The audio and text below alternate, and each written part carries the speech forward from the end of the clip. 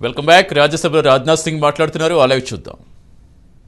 90,000 square kilometre भारतीय क्षेत्र को भी अपना ही बताता है। सभापति महोदय, भारत था चाइना, दोनों ने औपचारिक तौर पर यह माना है कि सीमा का प्रश्न एक जटिल मुद्दा है जिसके समाधान के लिए पेशेंस की आवश्यकता है तथा इस मुद्दे का फेयर, रीजनेबल और म्यूचुअली एक्सेप्टेबल समाधान शांतिपूर्ण बातचीत के द्वारा निकाला जाए। ये दोनों इस बात पर सहमत हैं। अंतरिम रूप से दोनों पक्षों ने यह मान लिया है कि सीमा पर शांति और स्थिरता बहाल रखना द्विपक्षीय संबंधों को बढ़ाने के लिए यह नितांत आवश्यक है। मैं यह भी बताना चाहता हूं सभापति महोदय कि अभी तक इंडिया चाइना के बॉर्डर एरियाज में commonly delineated line of actual control नहीं है और एलएसी को लेकर दोनों का परसेप्शन भी यह अलग अलग है। इसलिए पीस और ट्रैंक्विलिटी बहाल रखने के लिए दोनों देशों के बीच कई तरह की एग्रीमेंट्स और प्रोटोकॉल्स भी हुए हैं। इन समझौतों के तहत दोनों देशों ने यह माना है कि एलएसी पर शांति और स्थिरता बहाल रखी जाए, जिस पर एलएसी की अपनी अपनी रेस्पेक्टिव पोजीशंस और बाउंड्री क्वेश्चंस का कोई प्रभाव नहीं पड़ेगा। इस आधार पर वर्ष 1988 के बाद से दोनों देशों के बाइलेटरल रिलेशंस में काफी विकास भी हुआ है। भारत का मानना है कि बाइलेटरल रिलेशंस को विकसित किया जा सकता है तथा साथ ही साथ बाउंड्री के मुद्दे के समाधान के बारे में चर्चा भी की जा सकती है। यह हम दोनों काम कर सकते हैं, परंतु एलएसी पर पीस और ट्रैंक्विलिटी में किसी भी प्रकार की गंभीर स्थिति का बाइलेटरल रिलेशंस पर निश्चित रूप से असर पड़ेगा। यह बात भी दोनों पक्षों को अच्छी तरह समझनी चाहिए। वर्ष 1993 और 1996 के समझौते में इस बात का जिक्र है कि एलएसी के पास दोनों देश अपनी सेनाओं की संख्या कम से कम रखेंगे। समझौते में यह भी है कि जब तक बाउंड्री इशू का पूर्ण समाधान नहीं होता है तब तक एलएसी को स्ट्रिक्टली रेस्पेक्ट और एडहर किया जाएगा और उसका उल्लंघन किसी भी सूरत में नहीं किया जाएगा। सभापति महोदय, इन समझौतों में भारत व चाइना एलएसी के क्लैरिफिकेशन द्वारा एक कॉमन अंडरस्टैंडिंग पर पहुंचने के लिए भी प्रतिबद्ध हुए थे, पूरी तरह से कमिटेड थे। इसके आधार पर 1990 से 2003 तक दोनों देशों द्वारा एलएसी पर एक कॉमन अंडरस्टैंडिंग बनाने की कोशिश की गई, लेकिन इसके बाद चाइना ने इस कार्रवाई को आगे बढ़ाने पर अपनी सहमति नहीं जताई। इसके कारण कई जगहों पर चाइना तथा भारत के बीच एलएसी परसेप्शंस में ओवरलैप बराबर बना रहता है। इन क्षेत्रों में तथा बॉर्डर के कुछ अन्य इलाकों में दूसरे समझौतों के आधार पर दोनों की सेनाएं फेस ऑफ आदि की स्थिति का बराबर समाधान निकालती हैं, जिससे कि शांति कायम रहे। सभापति महोदय, इससे पहले कि मैं सदन को वर्तमान स्थिति के बारे में बताऊं, मैं यह बताना चाहता हूं कि सरकार की विभिन्न इंटेलिजेंस एजेंसीज के बीच कोऑर्डिनेशन का एक इलेबोरेट और टाइम टेस्टेड मैकेनिज्म है, जिसमें सेंट्रल पुलिस फोर्सेस और तीनों आर्म्ड फोर्सेस की इंटेलिजेंस एजेंसीज भी शामिल हैं। टेक्निकल और ह्यूमन इंटेलिजेंस को लगातार कोऑर्डिनेटेड तरीके से इकट्ठा किया जाता है तथा आर्म्ड फोर्सेस से उनके डिसीजन मेकिंग के लिए शेयर भी किया जाता है। सभापति महोदय, मैं अब सदन को इस साल उत्पन्न परिस्थितियों के बारे में अवगत कराना चाहता हूं। अप्रैल माह से ईस्टर्न लद्दाख की सीमा पर चाइना ने सेनाओं की संख्या तथा उनके आर्मामेंट्स में वृद्धि की है, जिसे स्पष्ट रूप से देखा गया है। मई महीने के प्रारंभ में चाइना ने गलवान घाटी क्षेत्र में हमारी ट्रुप्स की नॉर्मल ट्रेडिशनल पेट्रोलिंग पैटर्न में व्यवधान डालना शुरू किया, जिसके कारण फेस ऑफ की स्थिति उत्पन्न हुई। ग्राउंड कमांडर्स द्वारा इस समस्या को सुलझाने के लिए विभिन्न समझौतों तथा प्रोटोकॉल के तहत वार्ता की जा रही थी कि इसी बीच मई महीने के मध्य में सभापति महोदय चाइना द्वारा वेस्टर्न सेक्टर में कई स्थानों पर एलएसी पर ट्रांसग्रेशन करने की कोशिश की गई। इसमें कोंकला, गोगरा और पेंगोंग लेक का नॉर्थ बैंक शामिल है। इन कोशिशों को हमारी सेनाओं ने समय पर देख लिया तथा उसके लिए आवश्यक जवाबी कार्रवाई भी हमारी सेना ने की सभापति महोदय। और हमने चाइना को डिप्लोमेटिक तथा मिलिट्री चैनल्स के माध्यम से यह अवगत करा दिया इस प्रकार की गतिविधियां यथास्थिति को यानी स्टेटस को एक तरफा बदलने का प्रयास है। और यह भी साफ कर दिया कि ये प्रयास हमें किसी भी सूरत में सभापति महोदय मंजूर नहीं है। यह दो टूक शब्दों में यह चाइना को बता दिया गया है। एलएसी के ऊपर फ्रिक्शन बढ़ता हुआ देखकर दोनों तरफ के सैन्य कमांडरों ने 6 जून 2020 को मीटिंग की तथा इस बात पर सहमति बनी कि रेसिप्रोकल एक्शंस के आधार पर डिसएंगेजमेंट किया जाना चाहिए। दोनों पक्ष इस बात पर भी सहमत हुए कि एलएसी को माना जाएगा तथा कोई ऐसी कार्रवाई नहीं की जाएगी जिससे यथास्थिति यानी स्टेटस को बदले। किंतु इस सहमत के उल्लंघन में चीन द्वारा एक बहुत ही वायलेंट फेस ऑफ की स्थिति 15 जून को गलवान में क्रिएट की गई। हमारे बहादुर सिपाहियों ने, बहादुर जवानों ने अपनी जान का बलिदान दिया, पर साथ ही चीनी पक्ष को भी भारी क्षति पहुंचाई है सभापति महोदय, और अपनी सीमा की सुरक्षा में कामयाब भी रहे।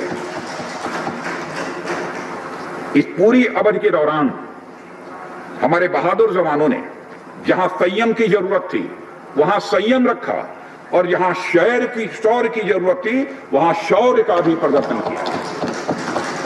मैं सदन से यह अनुरोध करता हूं कि हमारे सैनिकों की वीरता एवं बहादुरी की भूरी भूरी प्रशंसा की जानी चाहिए। हमारे बहादुर जवान अत्यंत मुश्किल परिस्थितियों में अपने अथक प्रयास से समस्त देशवासियों को सुरक्षित रखने के अपने दायित्व का निर्वहन कर रहे हैं। सभापति महोदय, एक और किसी को भी हमारी सीमा की सुरक्षा के प्रति हमारे दृढ़ निश्चय या डिटर्मिनेशन के बारे में संदेह नहीं होना चाहिए।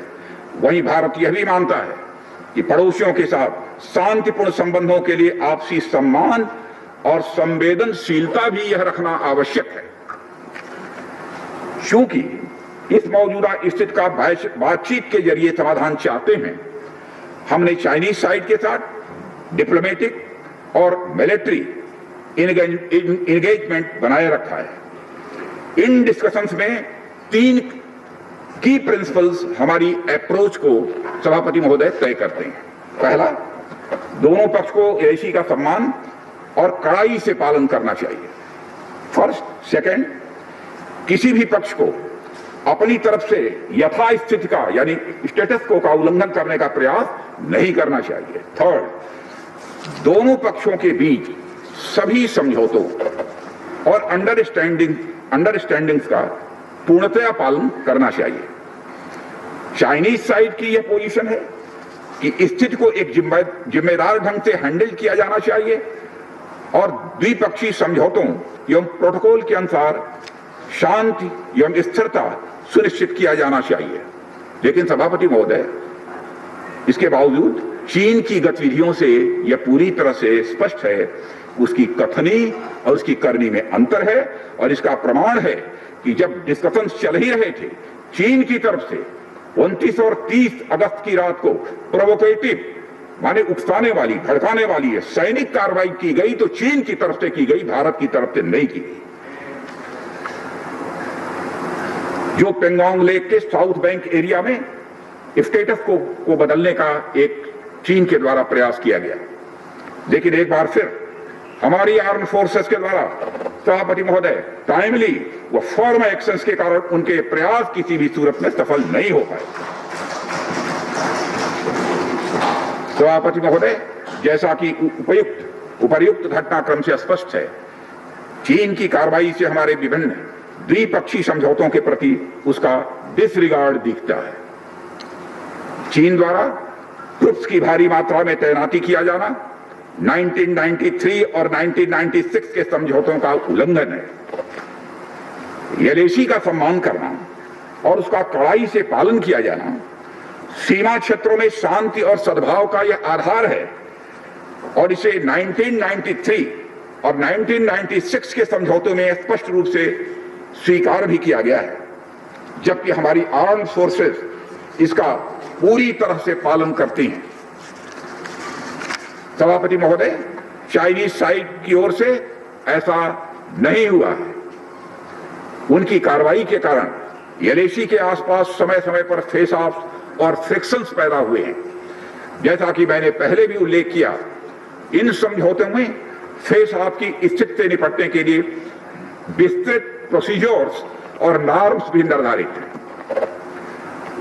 तथापि इस वर्ष हाल की घटनाओं में चाइनीज फोर्सेस का वायलेंट कंडक्ट सभी म्यूचुअली एग्रीड नॉर्म्स का यह पूर्णतया उल्लंघन है। सभापति महोदय, अभी की स्थिति के अनुसार चाइनीज साइड ने एलएसी और अपने अंदरूनी क्षेत्रों में बड़ी संख्या में सैनिक टुकड़ियां और गोला बारूद मोबिलाइज किया हुआ है। पूर्वी लद्दाख और गोगरा, कोंकड़ा और पेंगोंग लेक का नॉर्थ और साउथ बैंक्स पर कई फ्रिक्शन एरियाज हैं। चीन की कार्रवाई के जवाब में हमारी आर्म्ड फोर्सेस ने भी इन क्षेत्रों में उपयुक्त काउंटर डिप्लॉयमेंट्स किए हैं ताकि भारत की सीमा पूरी तरह से सुरक्षित रहे। अध्यक्ष महोदय, सदन को आश्वस्त रहना चाहिए, फिर से बात दोहराना चाहता हूं सभापति महोदय, सदन को आश्वस्त रहना चाहिए कि हमारी आर्म्ड फोर्सेस इस चुनौती का सफलता से सामना करेंगी और इसके लिए उन्हें सचमुच उन पर हमें गर्व है। अभी जो स्थिति बनी हुई है उसमें संवेदनशील ऑपरेशनल मुद्दे शामिल हैं, सेंसिटिव ऑपरेशनल इश्यूज यह शामिल है। इसलिए मैं इस बारे में ज्यादा ब्यौरे का खुलासा नहीं करना चाहूंगा और मैं आश्वस्त हूं यह सदन इस संवेदनशीलता को समझेगा। सभापति महोदय, कोविड-19 के चुनौती भरे समय में हमारी आर्म्ड फोर्सेज और आईटीबीपी का तेजी से डिप्लॉयमेंट हुआ है। उनके प्रयासों को एप्रिशिएट किए जाने की जरूरत है और यह इसलिए भी संभव हुआ है क्योंकि सरकार ने पिछले कुछ वर्षों में बॉर्डर इंफ्रास्ट्रक्चर के विकास को काफी अहमियत दी है। सदन को जानकारी है कि पिछले कई दशकों में चीन ने बड़े पैमाने पर इंफ्रास्ट्रक्चर एक्टिविटी सीमा पर प्रारंभ की है, जिनसे बॉर्डर एरियाज में उनके डिप्लॉयमेंट की क्षमता भी बढ़ी है। इसके जवाब में हमारी सरकार ने भी बॉर्डर इंफ्रास्ट्रक्चर डेवलपमेंट के लिए बजट को बढ़ाया है, जो पहले से लगभग 2 गुना से अधिक है। इसके फलस्वरूप बॉर्डर एरियाज में काफी रोड्स और ब्रिजेस भी बनाए गए हैं। इससे न केवल लोकल पॉपुलेशन को जरूरी कनेक्टिविटी ही मिली है, बल्कि हमारी आर्म्ड फोर्सेस को बेहतर लॉजिस्टिकल सपोर्ट भी मिला है। इसके कारण वे बॉर्डर एरियाज में अधिक अलर्ट रह सकते हैं और जरूरत पड़ने पर बेहतर जवाबी कार्रवाई भी कर सकते हैं। और आने वाले समय में भी सरकार इस उद्देश्य के प्रति पूरी तरह से प्रतिबद्ध रहेगी। देश हित में हमें कितना ही बड़ा और कितना ही कड़ा कदम उठाना पड़े सभापति महोदय, हम पीछे नहीं हटेंगे। माननीय सभापति महोदय, मैं इस बात पर बल देना चाहूंगा कि भारत हमारे बॉर्डर एरियाज में मौजूदा मुद्दों का हल शांतिपूर्ण बातचीत और विचार विमर्श के जरिए किए जाने के प्रति पूरी तरह से प्रतिबद्ध है। इस उद्देश्य से मैं अपने चाइनीज काउंटर पार्ट से 4 सितंबर को मॉस्को में मिला और उनसे हमारी मौजूदा स्थिति के बारे में व्यापक चर्चा भी हुई है। मैंने स्पष्ट तरीके से हमारी चिंताओं को चीनी पक्ष के सामने रखा है, जो उनकी बड़ी संख्या में ट्रूप्स की तैनाती, आक्रामक रवैया और एक तरफा स्टेटस को बदलने की कोशिश से संबंधित था। इन सब सारे मुद्दों को अपने काउंटर पार्ट के सामने हमने रखा है और मैंने 2 टूक शब्दों में यह स्पष्ट किया कि हम इस मुद्दे को शांतिपूर्ण ढंग से हल करना चाहते हैं और हम चाहते हैं कि चीनी पक्ष हमारे साथ मिलकर काम करे। वहीं हमने यह भी स्पष्ट कर दिया कि हम भारत की एकता, संप्रभुता और अखंडता की रक्षा के लिए पूरी तरह से प्रतिबद्ध हैं, यह भी हमने पूरी तरह से स्पष्ट कर दिया। इसके बाद मेरे सहयोगी विदेश मंत्री श्री जयशंकर जी भी 10 सितंबर को मॉस्को में चाइनीज विदेश मंत्री से मिले। दोनों एक एग्रीमेंट पर पहुंचे सभापति महोदय कि यदि चाइनीज साइड द्वारा सिंसियरली और फेथफुली एग्रीमेंट को इंप्लीमेंट किया जाता है तो कंप्लीट डिसएंगेजमेंट प्राप्त किया जा सकता है और बॉर्डर एरिया में शांति भी स्थापित की जा सकती है। सभापति महोदय, जैसा कि सदस्यों को जानकारी है, बीते समय में भी चीन के साथ हमारे बॉर्डर एरिया में लंबे स्टैंड ऑफ की स्थिति कई बार बनी है, जिसका शांतिपूर्ण तरीके से समाधान भी किया गया था। हालांकि इस वर्ष की स्थिति, चाहे वो ट्रूप्स की स्केल ऑफ इन्वॉल्वमेंट हो या फ्रिक्शन पॉइंट्स की संख्या हो, हम पहले से बहुत अलग हैं। फिर भी हम मौजूदा स्थिति के शांतिपूर्ण समाधान के प्रति पूरी तरह से कमिटेड हैं। अध्यक्ष महोदय, युद्ध की शुरुआत तो हमारे हाथ में होती है, लेकिन उसका अंत नहीं होता है। और मुझे कई बार ताज्जुब होता है कि शांति का यह संदेश जिस धरती से पूरे विश्व को गया है, उस धरती की शांति में विघ्न के द्वारा विघ्न डालने का प्रयास किए जाते हैं। और अध्यक्ष महोदय, सदन के माध्यम से मैं हमारे 130 करोड़ देशवासियों को आश्वस्त करना चाहता हूं कि हम देश का मस्तक झुकने नहीं देंगे, न ही हम किसी का मस्तक झुकाना चाहते हैं। इस राष्ट्र के प्रति, इसकी सुरक्षा के प्रति हम पूरी तरह से दृढ़ संकल्प हैं। अध्यक्ष महोदय, इस सदन की एक गौरवशाली परंपरा रही है कि जब भी देश के समक्ष कोई बड़ी चुनौती आई है तो इस सदन ने भारतीय सेनाओं की दृढ़ता और संकल्प के प्रति अपनी पूरी एकता और पूरा भरोसा दिखाया है। साथ ही सीमा क्षेत्र में तैनात अपने बहादुर सेना के जवानों के शौर्य, पराक्रम और सीमा की सुरक्षा के प्रति उनकी प्रतिबद्धता पर इस सदन ने पूरा विश्वास भी व्यक्त किया है। मैं आपके माध्यम से देशवासियों को यह विश्वास दिलाना चाहता हूं कि हमारे आर्म फोर्सेस के जवानों का जोश एवं हौसला बुलंद है सभापति महोदय, और हमारे जवान किसी भी संकट का सामना करने के लिए पूरी तरह से दृढ़ प्रतिज्ञ हैं। और इस बार भी सीमा पर हमारे वीरों ने किसी भी प्रकार की आक्रामकता दिखाने के बजाय धैर्य और साहस का परिचय दिया है। हमारे यहाँ कहा गया है कि साहसे खलु स्त्री वसति, यानी साहस में ही विजय स्त्री का निवास होता है। और हमारे सैनिक तो साहस के साथ साथ संयम, शक्ति, शौर्य और पराक्रम की जीती जागती प्रतिमूर्ति है सभापति महोदय। महोदय, माननीय प्रधानमंत्री जी के बहादुर जवानों के बीच जाने के बाद हमारे कमांडर तथा जवानों में यह स्पष्ट संदेश गया है कि देश के 130 करोड़ देशवासी जवानों के साथ खड़े हैं। उनके लिए बर्फीली ऊंचाइयों के अनुरूप विशेष प्रकार के गर्म कपड़े, उनके रहने का स्पेशलाइज्ड टेंट तथा उनके सभी अस्त्र शस्त्र व गोला बारूद की पर्याप्त व्यवस्था की गई है। महोदय, हमारे जवानों का हौसला बुलंद है। दुर्गम ऊंचाइयों पर जहां ऑक्सीजन की बराबर कमी बनी रहती है तथा तापमान भी 0 से नीचे होता है, उनके उत्साह में कोई कमी देखने को नहीं मिलती है और वे सियाचिन, कारगिल आदि जैसी ऊंचाइयों पर अपना कर्तव्य इतने वर्षों से लगातार निभाते चले आ रहे हैं। सभापति महोदय, यह सच है हम लद्दाख में एक चुनौती के दौर से गुजर रहे हैं, लेकिन साथ ही मुझे पूरा भरोसा है कि हमारा देश और हमारे वीर जवान इस चुनौती पर खरे उतरेंगे। मैं इस सदन से अनुरोध करता हूं कि हम एक ध्वनि से अपनी सेनाओं की बहादुरी और उनके अदम्य साहस के प्रति सम्मान प्रदर्शित करें और इस सदन से दिया गया एकता व पूर्ण विश्वास का संदेश पूरे देश और पूरे विश्व में गूंजेगा और हमारे जवान जो कि चीनी सेनाओं से आंख से आंख मिलाकर अडिग खड़े हैं, उनमें एक नए मनोबल, ऊर्जा व उत्साह का सभापति महोदय संचार होगा। इन्हीं शब्दों के साथ मैं अपना वक्तव्य समाप्त करता हूँ। बहुत बहुत धन्यवाद। धन्यवाद राजनाथ जी, आपने सविस्तार और संक्षिप्त में भी पूरा विषय सदन के सामने और देशवासियों के सामने रखा है। मैं सभापति के नाते एक व्याख्या करना चाहता हूँ देशवासियों के लिए और पूरा विश्व के लिए। भारत का परंपरा, भारतीय संस्कृति हमेशा वसुधैक कुटुंबकम,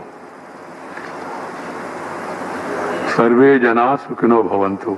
हमारा पूरा इतिहास में हजारों साल में हमने कभी भी किसी देश के ऊपर हमला किया नहीं, एक ऐसा कोई उदाहरण भी नहीं है। ये हमारा परंपरा है, इसी परंपरा को हम आगे रख रहे। मेरा सुझाव यह है, ये बहुत संवेदनशील मामला है और वहाँ देश का सीमा पर हमारा फौज खड़े है, वहाँ परिस्थिति क्या है रक्षा मंत्री ने विस्तार से हमको अवगत कराया। अभी एक वहाँ ऐसा भी प्रोपेगेंडा चल रहा है, भारत में मतभेद है। इंटरनेशनल मैगजीन में किसी का नाम यहाँ नहीं लेना चाहता हूँ, बट जो उनका संबंध में जो लिखने वाले हैं इंटरनेशनल ये प्रचार कर रहे भारत में डिफरेंसेस है और कुछ लोग आसान से हमको आगे नहीं देंगे, मगर कुछ लोग ये ऐसे कुछ बेकार बात उन्होंने प्रचार कर रहे। इसलिए हमारा सदन से या देश से कोई ऐसा ध्वनि नहीं देना चाहिए। हम सब लोग एकजुट होकर हमारा फौज के साथ है, ये भावना जाना चाहिए।